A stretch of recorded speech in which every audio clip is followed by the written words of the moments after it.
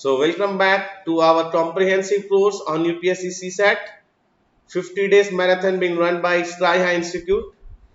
So today the topic is coding and decoding of reasoning. Myself Ashish Kumar Singh will be taking your reasoning part in this 50 days marathon on the reasoning chapters. So let's start without any delay on the topic for today, coding and decoding. So whenever we study this chapter, we need to understand and be familiar with the position of English alphabets. So let's see what I am talking about. A, B, C, D, E, F, G, H, I, J, K, L, M, N, O, P, Q, R, S, T, U, V, W, X, Y, Z. So see, English alphabets is being run marked up by each one of you, right? But the thing is in coding and decoding the position of these letters. So everyone know A is the first alphabet, B is the second alphabet and so on.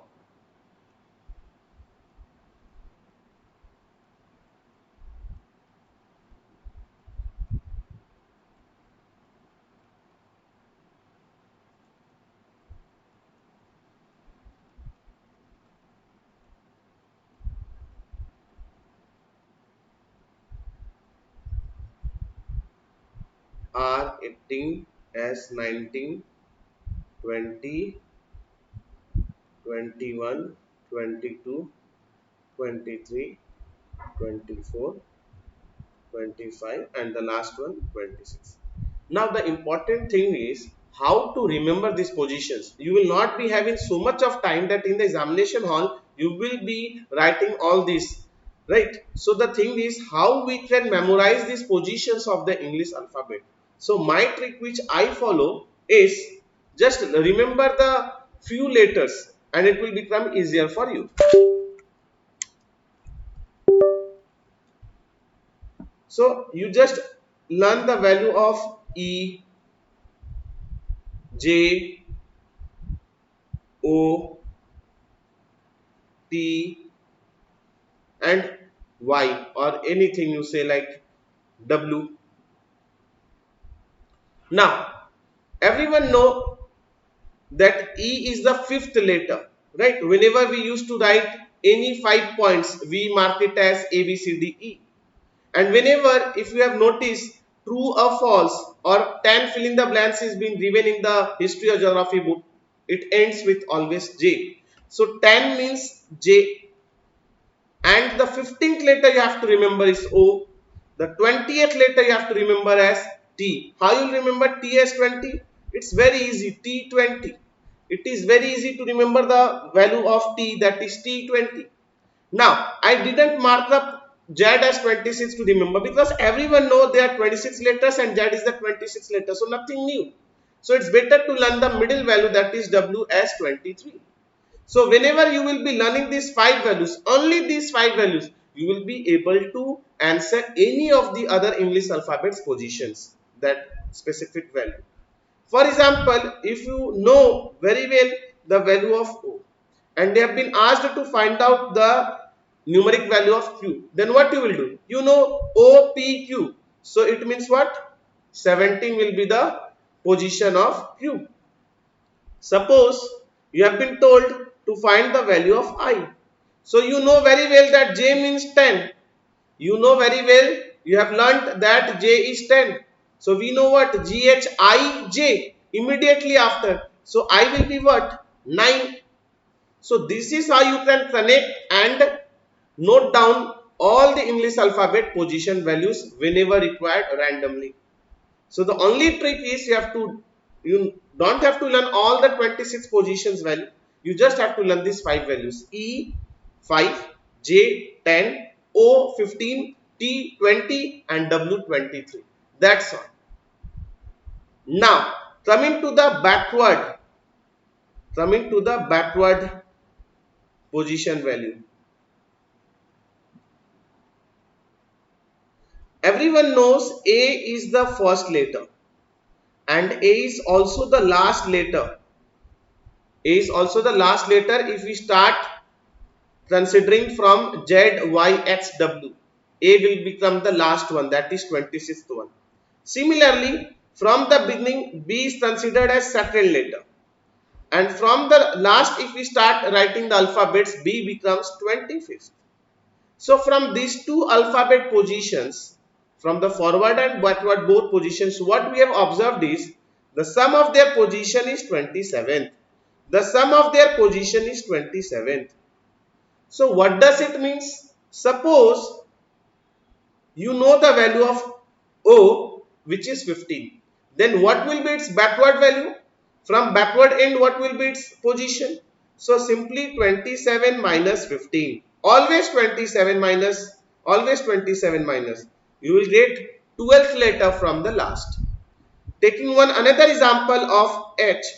Suppose everyone knows now that H is the 8th letter of the English alphabet. But if we have to find out from the last end, so what it will be? It will be simply 27 minus 8, 27 minus 8, that is 19. So this is how you can easily remember all the English alphabet positions, both from the forward positions as well as from the backward positions. What is the trick for writing the position from backward position? Simply subtract it from 27, you will get the backward position value. Okay? So now moving to the sums, and let's see what are the sums we have for you today. The very first question of the day: if the code for teaching is written as cheating, then what will be the code for gradient? तो देखो इससे आसान sums आपको मिलेगा क्या? अगर आप notice करो, फर्स्ट फाइव लेटर्स को बैकवर्ड वे में लिखा गया है। फर्स्ट 5 लेटर्स को बैकवर्ड वे में लिखा गया है स्टार्टिंग में। तो इस और लास्ट 3 लेटर्स अनचेंज्ड है। लास्ट 3 लेटर्स अनचेंज्ड है। So what will be the code for gradient? तो साफ समझ में आ रहा है, हम भी पहले 5 लेटर्स को ऐसे लिखना शुरू कर दें। पहले 5 लेटर्स को हम लोग क्या कर सकते हैं यहाँ पे? अच्छा, यहाँ पे कुछ और है, ठीक है, आप देख लेते हैं। यहाँ पे टीचिंग और चीटिंग के बीच में फॉरवर्ड वाला वैसे नहीं जा रहा है, ठीक है। आओ कॉन्सेप्ट समझ लेते हैं यहाँ पे कैसे दिया हुआ है। ये तो श्योर है कि लास्ट 3 लेटर्स सेम है। ये तो श्योर है कि last 3 letters of teaching same as it is लिखा हुआ है, राइट। अच्छा, अब बात आता है कि सर टीच को कैसे इन्होंने लिखा है। तो जो फर्स्ट लेटर है उनको इन लोगों ने यहां पर रखा है, ठीक है, इस पोजीशन पे रखा है। CH को यहां पर रखा है। तो इसी हिसाब से आप तुरंत बना लो ना। ग्रेडियंट का क्या हो जाएगा? ज्यादा आपको सर रिसर्च नहीं करना इस पे। आपने क्या नोटिस किया? Last 3 letters as it is है। पहले वाले लेटर को इसके बदल में आके बैठा दिया गया। तो अब मेहनत करना ही नहीं, साफ समझ में आ रहा है। GENT से पहले वाले ऑप्शन में यही मेरा राइट आंसर हो गया। और अगर आपको और डिटेल में इसका पैटर्न समझना है तो आपने क्या नोटिस किया? DI से स्टार्ट हो रहा है। तो हाँ, सच में DI से ही स्टार्ट हो रहा था। तो आप और डिटेल में समझना चाहते हो क्या पैटर्न फॉलो हो रहा है तो वो भी आपके सामने है। पर यहाँ पे सिंपली क्या हमने किया? लास्ट 3 लेटर्स ENT को एज इट इज हमने डाल दिया। Starting letter G according to this pattern इसके बदल में आया। तो हमने ऑब्जर्व किया last 4 letter should be GENT, जो कि सिर्फ पहले ऑप्शन में था। और अगर और डिटेल में इसका पैटर्न को रिसर्च करना है तो आपने क्या देखा? ये जो DI था वो स्टार्टिंग में आना चाहिए, ठीक है ना। और RA को इन्होंने एज इट इज रख दिया। तो देखो यही डिक्टो हमारा पैटर्न बन रहा है ग्रेडियंट वर्ड का। That is option number A is the right answer. ठीक है बच्चों, आगे बढ़ते हैं अगले सम्स पे ना। ये बहुत ही शानदार सम्स है। यहां पे क्या दिया हुआ है? पब्लिक को इन्होंने SXEOLF के तौर पे लिखा है। What will be the correct decoding for this VHUYLFH? तो हम लोग यहां से क्या नोटिस कर पा रहे हैं? पहले आप लोग इसको वीडियो को पॉज करके खुद से ट्राई करो। फिर हमारा सॉल्यूशन पे आना। साफ समझ में आ रहा है P और S के बीच में 3 लेटर्स का गैप है। P और S के बीच में 3 लेटर्स का गैप है, 3 लेटर्स का गैप है ना। P से Q, Q से R, R से S, है ना, Q R S, 3 लेटर्स का गैप है। इसी तरह हमने U और X के बीच में भी समझना चाहा तो क्या पता चला, यहां पे भी 3 लेटर्स का गैप है, V, W और फिर X। वैसे ही B और E में भी हो रहा है, L और O में भी हो रहा है, I और L में भी हो रहा है, और वैसे ही C और F में भी हो रहा है 3 लेटर्स का गैप, D, E, F। तो बहुत इजी सम्स बन गया ये तो वो हिसाब से आपसे क्या पूछा है कि which option will decode VHUYLFH, इनमें से कौन से ऑप्शंस इसी पैटर्न से +3 करते हुए VHUYLFH देंगे। तो साफ समझ में आ रहा है हमको क्या करना होगा, माइनस करना होगा, है ना। या फिर आपके पास और एक ऑप्शन क्या है, आइदर आप माइनस करके 3 निकाल लो, V से 3 माइनस करोगे तो ऐसा आएगा। और अगर पीछे जाने में आपको प्रॉब्लम हो रहा है तो आप बाय द ऑप्शंस चले जाओ, कोई इश्यू नहीं है, आप with the help of option चले जाओ, कोई प्रॉब्लम नहीं है। तो अगर हम पहला ऑप्शन को उठाते हैं तो S में 3 ऐड करोगे तो क्या आएगा, TUV, E में 3 ऐड करोगे तो क्या आएगा, FGH, R में 3 ऐड करोगे तो क्या आएगा, STU, है ना। तो हमने क्या देखा यहां से कि सेकंड ऑप्शन और थर्ड ऑप्शन तो डेफिनेटली नहीं हो सकता, है ना। सेकंड और थर्ड ऑप्शन VHU नहीं देगा, इसका मतलब पहला ऑप्शन अभी तक सही जा रहा है और ये वाला भी अभी तक सही जा रहा है। तो अब आप क्या करो, जहां पे डिफरेंस है सिर्फ फटाफट उसका निकाल लो, जहां पे डिफरेंस है पहला और चौथा ऑप्शन में सिर्फ उसका निकाल लो, ठीक है ना। तो अगर आप I में 3 ऐड करोगे तो क्या मिलेगा, JKL मिलेगा, राइट। तो इसका मतलब ये भी ऑप्शन नहीं है, ऑप्शन ए हमारा राइट आंसर हो जाएगा। तो हमने क्या किया, फिर से बता रहा हूं, 2 तरीका है ये सम्स को सॉल्व करने का। उल्टा तरीका से पूछा था आपसे which option will decode VHUYLFH, तो आपके पास 2 मेथड थे। एक मेथड ये था कि आप -3 करके चले जाओ क्योंकि आपको मेन वर्ड निकालना था, या फिर आप बाई ऑप्शंस चले जाओ, +3 करते हुए चेक कर लो कि किसमें हमें VHUYLFH आ रहा है। तो हमने जब चेक किया तो VHU आराम से आ रहा था, तो हमने सेकंड और थर्ड ऑप्शन एलिमिनेट कर दिया क्योंकि उसमें SER नहीं था, सिर्फ पहला और फोर्थ ऑप्शन में SER जा रहा था। तो हमने क्या देखा, ज्यादा मेहनत करके तो फायदा नहीं है, सिर्फ जो डिफर लेटर है, डिफरेंट लेटर है, उसके लिए मेहनत कर लिया, I और E के लिए, सारे वर्ड्स के लिए, सारे लेटर्स के लिए, सारे लेटर्स के लिए आपको मेहनत करने का जरूरत नहीं है। जो डिफरेंट लेटर है बस उसका फटाक से चेक कर लो। तो I में 3 ऐड करोगे L आएगा, और E में 3 ऐड करने से H आ रहा था जो कि हमें जरूरत नहीं था, तो इसलिए हमारा राइट आंसर ऑप्शन ए यहां पर हुआ, ठीक है। अब ये वाले सम्स पे आते हैं।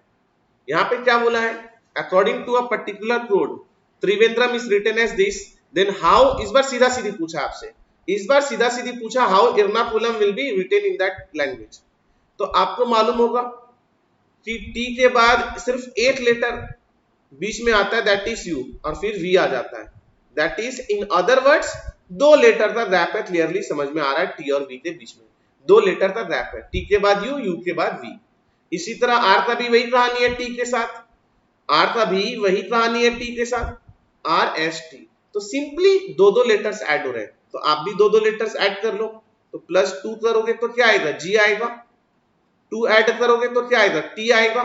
तो आप बताओ, अगर ऑप्शन सच में ऐसा दिया हुआ होगा तो हमें क्या सारे लेटर्स के लिए मेहनत करने का जरूरत है, सिर्फ इकलौता यही तो ऑप्शन दिख रहा है जहां पे जीटी से स्टार्ट हो रहा है, और हमें जीटी से ही स्टार्ट वाला आंसर चाहिए। तो इसलिए तुरंत हमें मेहनत कम और स्मार्ट वर्क पे ज्यादा बिलीव करना है। सारे लेटर्स का +2 करके टाइम वेस्ट करके यहाँ पे फायदा नहीं है। अगर ऑप्शंस इतने अच्छे अच्छे हैं तो आपका आंसर तुरंत आ जाएगा, और वरना कॉन्सेप्ट तो आपको मालूम ही है, लास्ट तक क्या जाएगा, +2 का कॉन्सेप्ट जाएगा ओ। तो देखो लास्ट में सच में ओ आ भी रहा है, ठीक है। ए का +2 करोगे तो क्या आएगा, सी आएगा, तो देखो CO आ रहा है ना लास्ट में।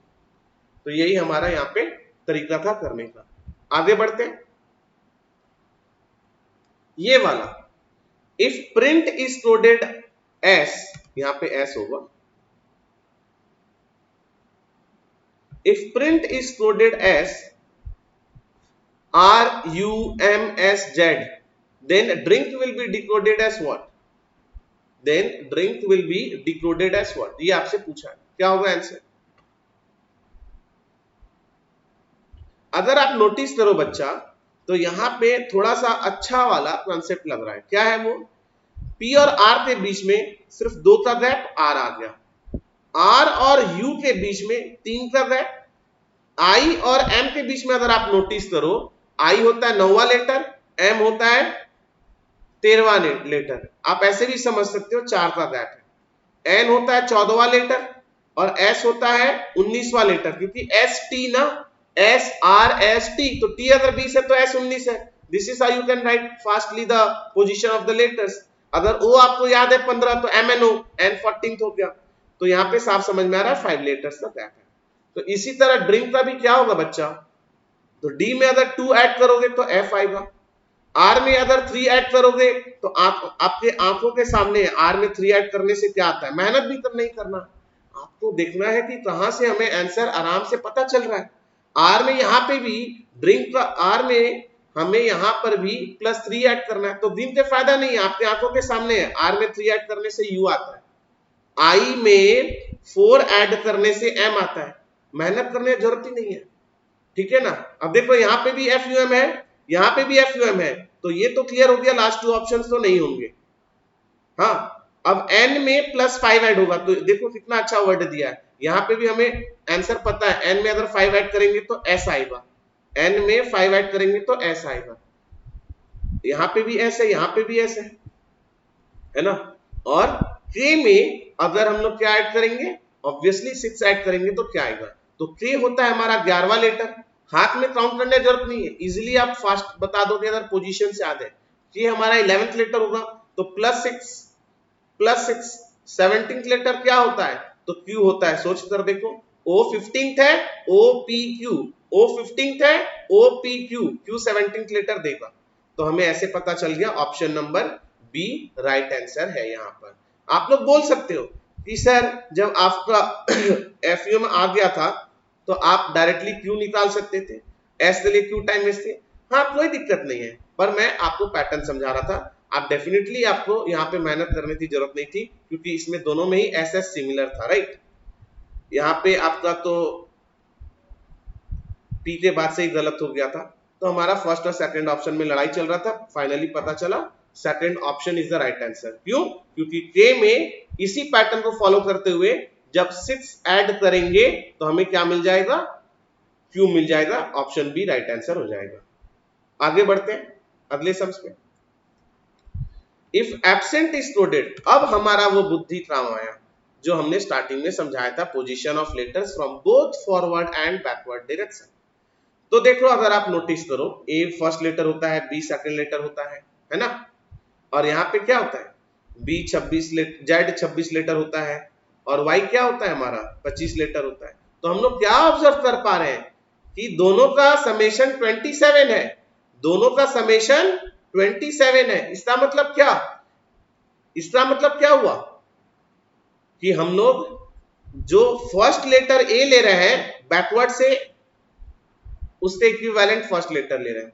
अगर यहां पर सेकंड लेटर ले रहे हैं तो बैकवर्ड से जो सेकंड लेटर है वो ले रहे हैं, ठीक है। इस तरीके से चीजें फॉलो हो रहा है। अगर S 19th लेटर है तो हम लोग यहाँ पे H कैसे ले रहे हैं? बैकवर्ड से 19th लेटर ले रहे हैं। तो आपको घबराने का कोई जरूरत नहीं है, ट्रिक पे आते हैं। P हमारा क्या होता है बच्चा? 16 होता है।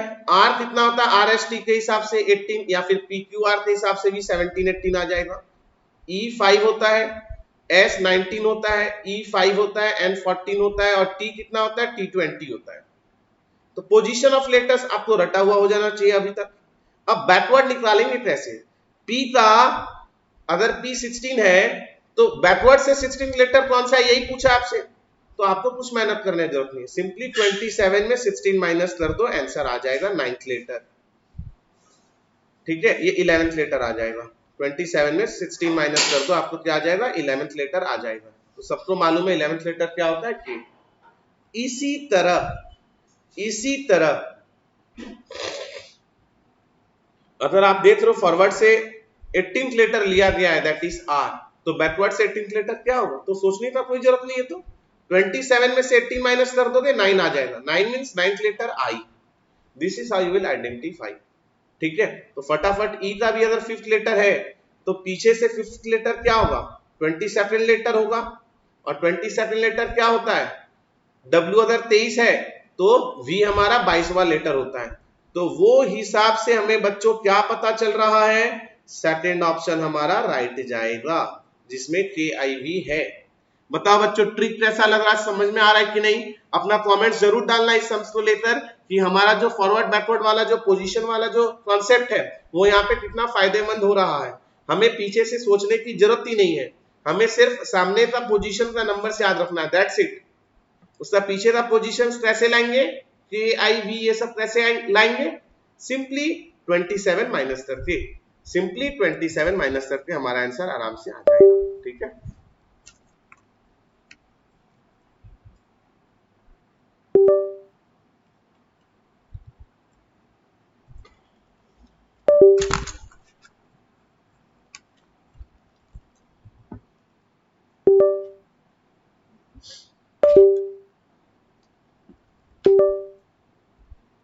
आगे बढ़े अगले सम्स पे। अब यहां पे क्या आ रहा है, अच्छा हुआ लास्ट सम्स के बहाने हमारा फॉरवर्ड बैकवर्ड पोजीशंस का नंबर भी हमारा आराम से क्लियर हो गया। अब हमारा यहां पे क्या आ रहा है, summer is coded as runner, then how winter will be coded as, right. तो देखो बहुत ही आसान सा सम्स है, एस का प्रीवियस लेटर लिया गया है यहां पर आर, यू तो एस इट इज रखा गया है, फिर एम का फॉरवर्ड लेटर लिया गया है। तो यही पैटर्न अगर हम देखें, अगर विंटर में लगाएंगे तो क्या होगा, तो डब्ल्यू का प्रीवियस लेटर वी, क्योंकि एस का प्रीवियस लेटर लिया था आर समर रनर में, तो हम भी डब्ल्यू का प्रीवियस लेटर ले लिए वी, और आई हमारा एस इट इज लिखा गया तो हम भी आई एस इट इज ले लिए, हम भी आई एस इट इज ले लिए। Last 2 letters S it is रखा है तो हम भी last 2 letters S it is ले रहे हैं ई आर। तो ज्यादा मेहनत करने की जरूरत नहीं है बच्चों, ऑप्शन सी हमारा राइट आंसर आ जाएगा, ऑप्शन सी हमारा राइट आंसर आ जाएगा। ठीक है, अगले सम्स में बढ़ते हैं। अब देखो डिजिट के साथ कैसे कोडिंग डिकोडिंग होता है, और ये सारा का सारा खेल मैं सिखा दिया हूं आपको। आपको देख के अभी समझ में आ रहा होगा कि कैसे हाई को 8978 लिखा है ना। H is 8th letter, I is 9th letter, G is 7th letter, H is 8th letter। इससे प्यारा सम्स आपको क्या मिलेगा, तो अगर आपको बोला है कि 4516 किसका कोड होगा तो आप आराम से नहीं बता दोगे, 4th लेटर D है, 5th लेटर E है, 1st लेटर A है, 6th लेटर F है, तो डेफ हमारा राइट आंसर आ जाएगा। बहुत इजी है, अगर हिसाब पोजीशन वाइज ही दिया है तो हम भी वही किए, 4th लेटर के बारे में सोचे, 5th letter, 1st letter, 6th letter के बारे में सोचे, आंसर इजीली आ गया डेफ, second option is the right answer. ठीक है, चलो आगे बढ़ते हैं अगले सम्स में। यहां पे देखो, यहां पे कैसे आ रहा है ये पैटर्न को समझना जरूरी है, बहुत ही इंटरेस्टिंग सम्स है थोड़ा सा।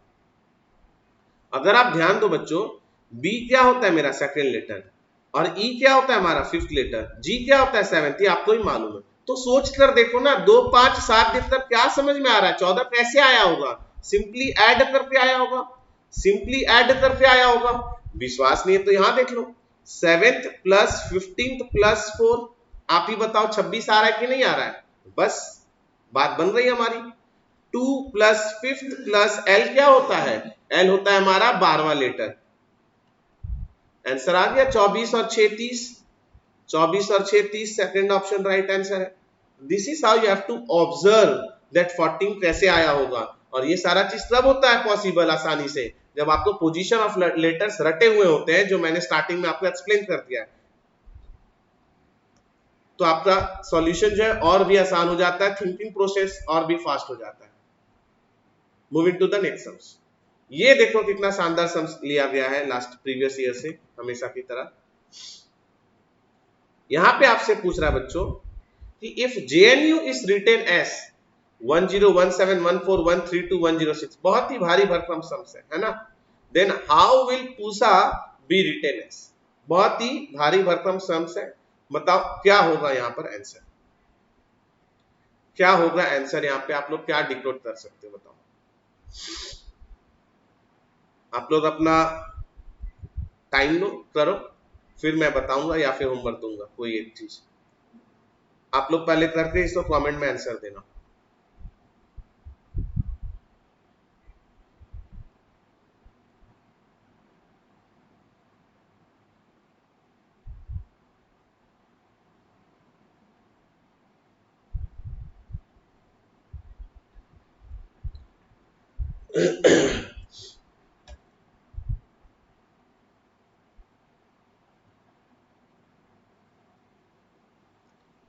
ठीक है, आगे बढ़ते हैं। ये आप लोग होमवर्क में कर लेना, ये वाला सम्स आप लोग होमवर्क में कर लेना पॉजिटिवली। मैं चाहता हूं कि आप लोग इसको ये 8 सम्स तो सीरियसली होमवर्क में करके कमेंट सेक्शन में अपना आंसर जरूर दें। कमेंट सेक्शन में अपना आंसर जरूर दें। जिनका आंसर राइट होगा उनका मैं अगले क्लास में उनके साथ में डिस्कशन में जाऊंगा। ठीक है, अगर जब भी डाउट सेशन होगा तो ठीक है। तो आई वुड रिक्वेस्ट कि जिनका भी आंसर आए आप लोग प्लीज कमेंट सेक्शन में अपना आंसर जरूर देना, ताकि मैं देखूं कितने लोगों ने ये आंसर का ये क्वेश्चन का राइट आंसर दिया है। ठीक है, फिर जरूरत पड़ा तो मैं जरूर इसका एक्सप्लेनेशन दूंगा। Moving to the next sums. ठीक है, ये वाला सम्स बताइए। If Kamal is written as 21413 then how Mahal will be written as. बस इतना सही बात है। अगर कमल 21413 के तरीके से लिखा जा सकता है then how can Mahal B written as, ये आपसे पूछा है। देखो यहाँ पे ना पोजीशन ऑफ लेटर्स आप साफ देख पा रहे हो कि मैटर नहीं कर रहा है, क्योंकि के 11th लेटर होता है, यहाँ पे ऐसा कुछ देखने को नहीं मिल रहा है। राइट, के 11th लेटर होता है पर यहाँ पे ऐसा कुछ देखने को नहीं मिल रहा है। तो आप भी ज्यादा सीरियसली मत हो जाओ। आप सिंपली क्या करो, जो कॉमन लेटर्स है वहां से क्या पता चल रहा है कि ए यहाँ रिपीट हुआ इस पोजीशन पे, उसी पोजीशन पे 1 इन्होंने रख दिया। तो हम भी क्या करेंगे, इन 5 डिजिट्स वाले में यहाँ पे मेरा भी 1 आएगा, यहाँ पर मेरा भी 1 आएगा। तो वो हिसाब से इकलौता ऑप्शन अगर आप देखो ऑप्शन सेकंड हो रहा है। वो हिसाब से अगर बच्चों देखो ऑप्शन सेकंड हो रहा है। कुछ सोचने का जरूरत नहीं है, ठीक है ना। आपको बस ऑब्जर्वेशन पे आपको ध्यान देना है। साफ समझ में आ रहा है, ए का 1 है, और अगर एक चीज का वेरिफिकेशन चाहिए तो वो भी देख लो। मिडिल लेटर एम है, मिडिल नंबर 4 है, तो इसका मतलब हम बोल सकते हैं एम का वैल्यू यहाँ पर 4 है, तो हम भी एम का वैल्यू 4 बैठा दिए, और देखो हमारा आंसर भी 4 से स्टार्ट हो ही रहा था। तो हम लोग सही जा रहे हैं कॉन्सेप्ट को लेकर। ठीक है, चलो आओ आज का लास्ट सम्स पे आते हैं। This is the last sums of the day. आपको बताना है इसका आंसर क्या होगा। If trait is written as boat, sorry, if trait and boat is written as this. तो बहुत ही प्यारा सम्स है बच्चों, बहुत ही प्यारा सम्स है। साफ समझ में आ रहा है साफ समझ में आ रहा है कि सी जो थर्ड लेटर है, एक्स हमारा लास्ट थर्ड लेटर है, ए जो हमारा फर्स्ट लेटर है, जेड हमारा लास्ट लेटर है, टी अगर हमारा 20th लेटर है स्टार्टिंग से, तो जी हमारा 20th लेटर है एंडिंग से। इसी तरह यहां पे भी आप देख सकते हो, बी अगर सेकंड लेटर है तो वाई हमारा लास्ट से सेकंड लेटर है। राइट, तो यही पैटर्न तो फॉलो हो रहा है। तो ऐसे सिचुएशन में कैसे बताए थे आंसर, आपको मालूम है ना। पहले पोजीशन समझ लो, इनका ओरिजिनल पोजीशन क्या होता है इंग्लिश अल्फाबेट में, ई का 5 होता है और G seventh letter of the English alphabet. तो यहां से क्या होगा, 22 माइनस सॉरी 27 माइनस 5 कर देंगे, 22 आएगा। 22 क्या होता है, अगर W 23 है तो उसका पिछला लेटर क्या होगा, V होगा। तो 22वां लेटर क्या होता है, V होता है। इसी तरह 27 में 7 माइनस कर देंगे, 20 आएगा। 20 हमेशा क्या होता है, T होता है। तो वो हिसाब से हमारा EGG को इसी पैटर्न में क्या लिख सकते हैं, VTT लिख सकते हैं। That is our second option, that is our second option. ठीक है, तो आई होप हम लोग आज जो करीब करीब 8-10 सम्स हम लोग किए आज, आप लोगों को क्लियर होगा। कोई भी डाउट होगा, I will request you to please drop your doubt in the comment section. I will definitely take that doubt in the next class and try to solve your doubts. So that's all from the today's session. Please don't forget to subscribe the channel if you are liking this 50 days marathon course being run by Sky High Institute, and if you are liking our content and the tricks of these chapters. So thank you so much everyone. Stay safe, take care. Bye bye.